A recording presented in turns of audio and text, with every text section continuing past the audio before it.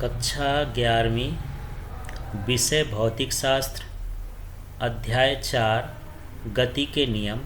आज इसमें 2 अंकों के प्रश्नों के उत्तरों को समझते हैं। तो चलिए इसका पहला प्रश्न देखते हैं।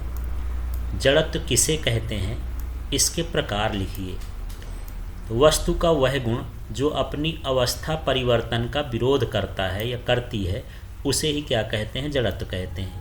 ये 3 प्रकार के होते हैं: विराम का जड़त्व, गति का जड़त्व और दिशा का जड़त्व। इसके बाद दूसरा प्रश्न देखते हैं।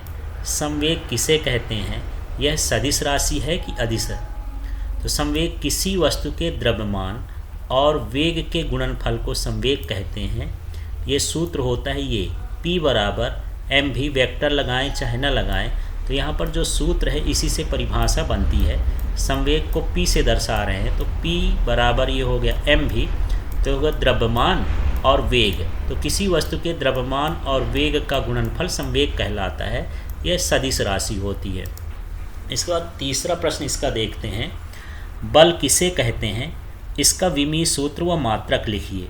तो वह बाह्य कारक जो किसी वस्तु में त्वरण उत्पन्न कर सकता है बल कहलाता है। यहाँ यह भी लग सकते हैं कि वह बाह्य कारक जो किसी वस्तु के स्थिति में, आकार में, आकृति में परिवर्तन कर दे उसे बल कहते हैं।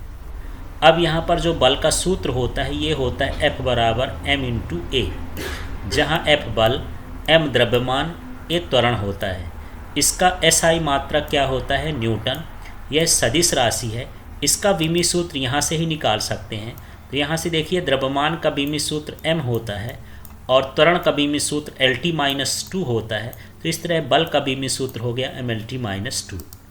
अब चलिए इसका चौथा प्रश्न देख लेते हैं। 1 न्यूटन बल को परिभाषित करिए। तो देखिए यदि 1 किलोग्राम द्रव्यमान की वस्तु में 1 मीटर प्रति सेकंड स्क्वायर का त्वरण उत्पन्न हो तो इस पर लगाया गया बल 1 न्यूटन बल कहलाता है। ये इस सूत्र से हम इसकी परिभाषा दे सकते हैं। F बराबर m a। तो यहाँ पर 2 चीज़ों को बताना है कि वस्तु का द्रव्यमान कितना होना चाहिए, 1 किलोग्राम, और उसका जो उत्पन्न त्वरण है वो कितना होना चाहिए, 1 मीटर प्रति सेकंड स्क्वायर। तो इसमें जो लगने वाला बल है वो कितना हो जाएगा, 1 न्यूटन। तो चलिए यही पढ़ लेते हैं। यदि वस्तु का द्रव्यमान 1 किलोग्राम हो, इसमें उत्पन्न त्वरण 1 मीटर प्रति सेकंड स्क्वायर हो, तो इस पर लगने वाले बल का मान 1 न्यूटन कहलाता है। अब 5वां प्रश्न है। पानी पर तैरते हुए m द्रव्यमान के एक कार्क के लिए फ्री बॉडी डायग्राम FBD बनाइए। तो देख लीजिए ये कॉर्क है, ये पानी में तैरता हुए फ्री बॉडी डायग्राम है। तो यहाँ पर दोनों बल संतुलन की अवस्था में है।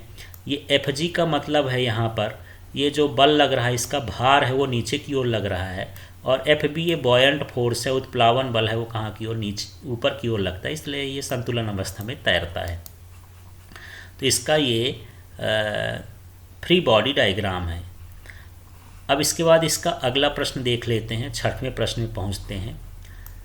आवेग किसे कहते हैं, इसका SI मात्रक लिख ली।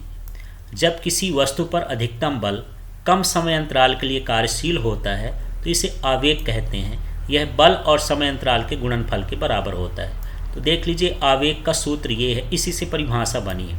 तो यहाँ पर ये जो बल है अधिक है और समय अंतराल क्या है, कम है। तो जब अधिकतम बल कम समय अंतराल के लिए लगता है किसी वस्तु पर तो उसे हम क्या कहते हैं, आवेग। यह सदिश राशि होती है और इसका मात्रक न्यूटन सेकेंड होता है। न्यूटन सेकेंड, यहाँ से बल का मात्रक न्यूटन और समय का सेकेंड होता है, तो न्यूटन सेकेंड हो गया। इसके बाद इसका 7वां प्रश्न देखते हैं। ये है 7वां प्रश्न। घर्षण किसे कहते हैं। तो जब कोई वस्तु दूसरी वस्तु पर चलती है या चलने का प्रयास करती है तो उनके संपर्क सतहों के बीच गति के विपरीत दिशा में लगने वाले विरोधी बल को घर्षण बल कहते हैं। तो यहाँ पर देख लीजिए एक सतह ये है और दूसरा ये है। यदि मैं ऊपर वाली सतह को यहाँ चलाऊँ, ये 1 नंबर की वस्तु हो गई और ये 2 नंबर की हो गई। तो यही है कि जब एक वस्तु दूसरी वस्तु के ऊपर चलती है तो इनके संपर्क सतह जहाँ पर ये आपस में टच हो रही हैं, इनके बीच लगने वाले विपरीत दिशा के बल को हम घर्षण बल कहते हैं। यदि हम गति आगे करा रहे हैं तो घर्षण बल कहाँ लगेगा, पीछे लगेगा। इसके बाद 8वां प्रश्न देख लेते हैं। स्थैतिक घर्षण इस तथा इसके सीमांत मान को परिभाषित करती है। तो जब कोई वस्तु दूसरे वस्तु के ऊपर चलने का प्रयास करती है तो उनके संपर्क सतहों के बीच गति के विपरीत दिशा में लगने वाले विरोधी बल को स्थैतिक घर्षण कहते हैं। स्थैतिक घर्षण का अधिकतम मान ही सीमांत घर्षण कहलाता है। तो इसमें जो है 8वें नंबर में स्थैतिक घर्षण में वस्तु स्थिर रहती है, बस उसमें बल लगता है, वो चलने का प्रयास करती है लेकिन चल नहीं पाती है, उसे स्थैतिक घर्षण कहते हैं। और जब अधिकतम मान स्थैतिक घर्षण प्राप्त कर लेता है तो हम उसे क्या कहते हैं, सीमांत घर्षण कहते हैं। अब हम बात करते हैं इसमें 9वें प्रश्न की। तो 9वां प्रश्न है गतिक घर्षण किसे कहते हैं, इसके प्रकार लिखिए।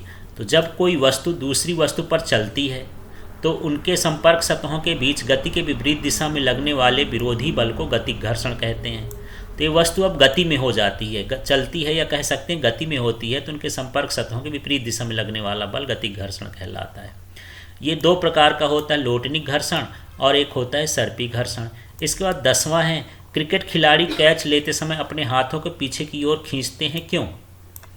तो गेंद को लपकते समय क्रिकेट खिलाड़ी अपने हाथों के पीछे की ओर खींचते हैं, जिससे समय अंतराल बढ़ जाता है और आवेग संवेग प्रमेय के अनुसार बल का प्रभाव घट जाता है। तो हम जानते हैं जो आवेग होता है ये J = F डेल्टा टी होता है।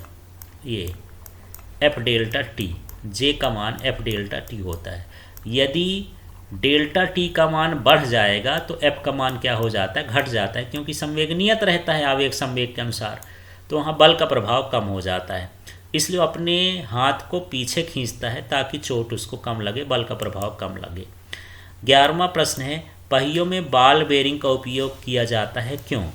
तो पहियों में बॉल बेरिंग का उपयोग करने से सर्पी घर्षण लोटनिक घर्षण में परिवर्तित हो जाता है, जिससे घर्षण का मान कम हो जाता है। बॉल बेरिंग ऐसे है, 2 सतहों के बीच में छोटे छोटे इस तरह के छर्रे लगा दिए जाते हैं। ये एक छर्रा हो गया, ये इसी को हम बेरिंग बोलते हैं। ये लगा देते हैं, ये लगा देते हैं, तो इनके बीच दो सतहों के बीच जो गति होने वाली थी सर्पी गति, वो किस में बदल जाती है, घर्षण, लोटनिक घर्षण में। लोटनिक घर्षण का मान सबसे कम होता है, जिससे घर्षण का मान क्या हो जाता है, घट जाता है। चलिए इसमें 12वां प्रश्न अब देख लेते हैं। तो 12वां प्रश्न है बंदूक से गोली छोड़ते समय बंदूक को कंधे से सटाकर रखा जाता है, क्यों? बंदूक से गोली छोड़ते समय बंदूक को कंधे से सटाकर रखा जाता है क्योंकि प्रभावी द्रव्यमान व्यक्ति का और बंदूक का द्रव्यमान बढ़ जाने से प्रतिक्षिप्त वेग का मान क्या हो जाता है, घट जाता है। अभी प्रतिक्षिप्त वेग आगे देख लेंगे। 13वां प्रश्न है समान वेग से आते हुए पिंड में 200 न्यूटन का बल लगाकर 0.25 सेकंड में रोका जाता है। आवेग की गणना कीजिए। तो जानते हैं आवेग बराबर J बराबर होता है F डेल्टा टी।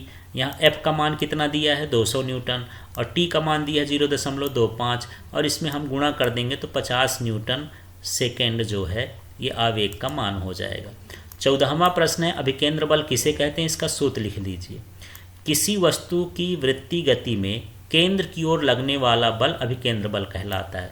तो जब भी कोई वस्तु वृत्ताकार मार्ग में गति करती है तो केंद्र की ओर उस पर जो बल लगता है उसे ही क्या कहते हैं, अभिकेंद्र बल कहते हैं। इसका सूत्र अभिकेंद्री बल बराबर होता है द्रव्यमान गुणे अभिकेंद्र त्वरण। तो ये हो जाएगा F बराबर mv²/r, ये इसका सूत्र होता है। इसका 15वां प्रश्न देख लेते हैं। बंकित / ढालू सड़क से क्या लाभ होते हैं? तो ये फिसलने से बचाव करती है, टायर का कम नुकसान होता है, अधिक चाल पर हम क्या हो सकते हैं, सड़क से मुड़ सकते हैं। तो इस तरह से बंकित या ढालू सड़क से लाभ हैं। Thank you. बाकी इसमें वीडियो के नीचे डिस्क्रिप्शन में लिंक दी हुई है, इसमें आप 10th की इंग्लिश ग्रामर, 11th 12th की फिजिक्स को पढ़ सकते हैं। Thank you.